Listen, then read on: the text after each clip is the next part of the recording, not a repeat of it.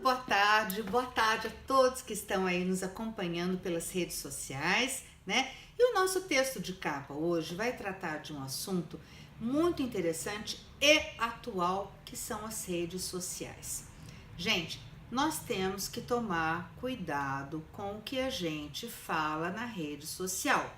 Rede social não é terra de ninguém, ok? Todo mundo acha que a internet é terra de ninguém e que a gente pode falar o que quiser, pode aí descer a lenha em alguém, pode fazer reclamações sem sentido.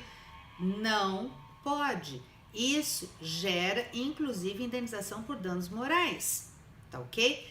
E quando é que você pode falar o que você quiser?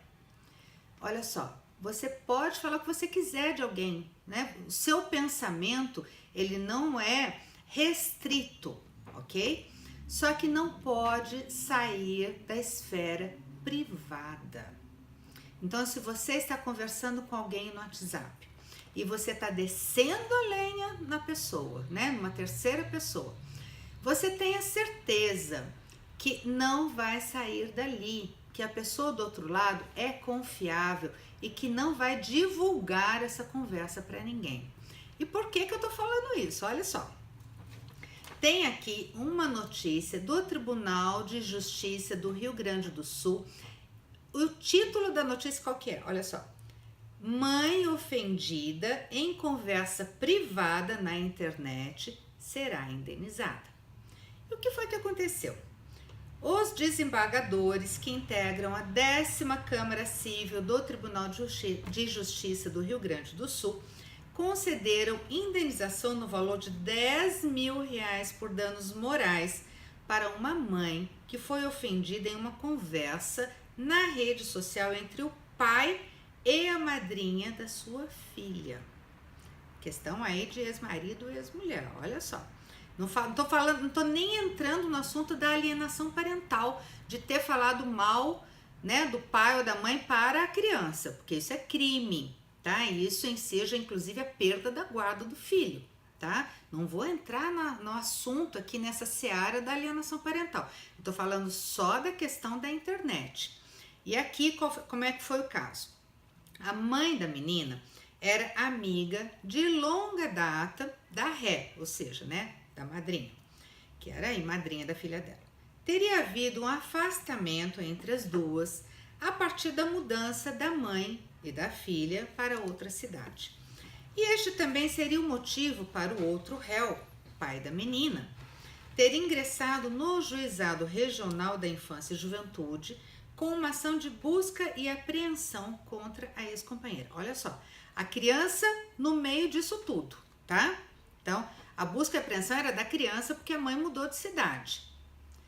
Aí os réus, ou seja, o pai da menina e a madrinha, teriam tido uma conversa inbox por uma rede social onde chamaram a autora de, abre aspas, doente, burra, louca, falsa, mentirosa, ridícula, ameba, atriz. Fecha aspas. Não estou inventando, isso aqui é do processo. Entre outras ofensas. Esta conversa foi apresentada pelo réu no processo de busca e apreensão como estratégia de defesa.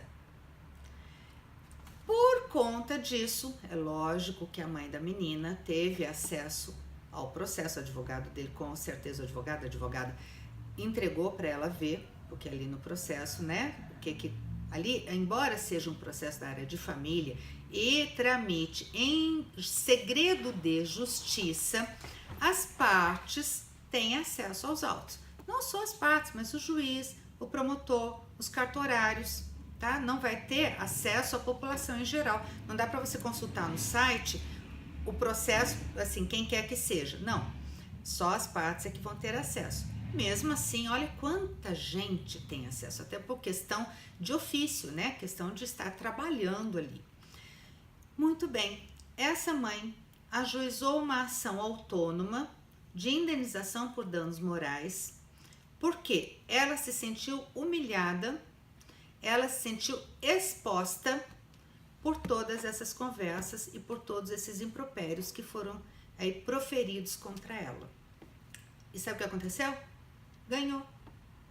Então, uma conversa que ficava na esfera privada entre o pai e a madrinha dessa criança acabou sendo divulgada num processo que tramita em segredo de justiça, ou seja, estava só ali para as partes envolvidas, né, lerem, e mesmo assim, quem colocou como estratégia de defesa, sinto muito, acho que de forma até equivocada, né, o colega que fez isso se equivocou, e que foi, então, serviu para estar buscando, a mãe da menina está buscando uma indenização por danos morais.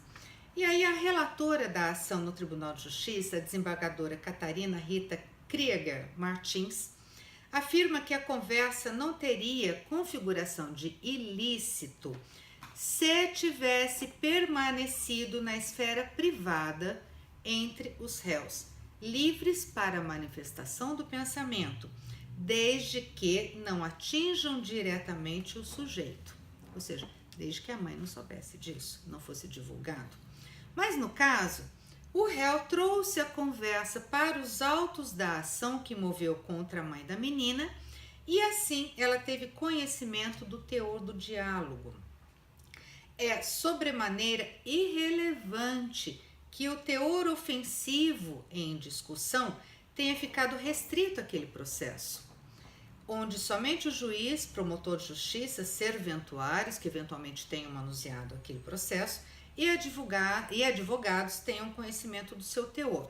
Porquanto, para caracterizar o ilícito, né, basta que a autora, ré naquela ação cautelar, que era lá de busca e apreensão da menina, lembra que lá no comecinho que eu falei? Basta que a autora tenha tomado conhecimento das ofensas, atingindo a sua honra, a sua imagem, o seu nome e a sua privacidade. E por conta disso, então, a autora recebeu aí uma indenização por danos morais no valor de R$10.000. Então, vamos tomar cuidado com o que a gente fala na rede social, né? Imagina, uma conversa privada já teve como consequência tudo isso. Imagina se você expõe isso de forma pública no Facebook, por exemplo, que você pensa de alguém. Não pode. Você tem o direito de pensar o que você quiser, de quem você quiser. Você só não tem o direito de falar o que você quiser, ok?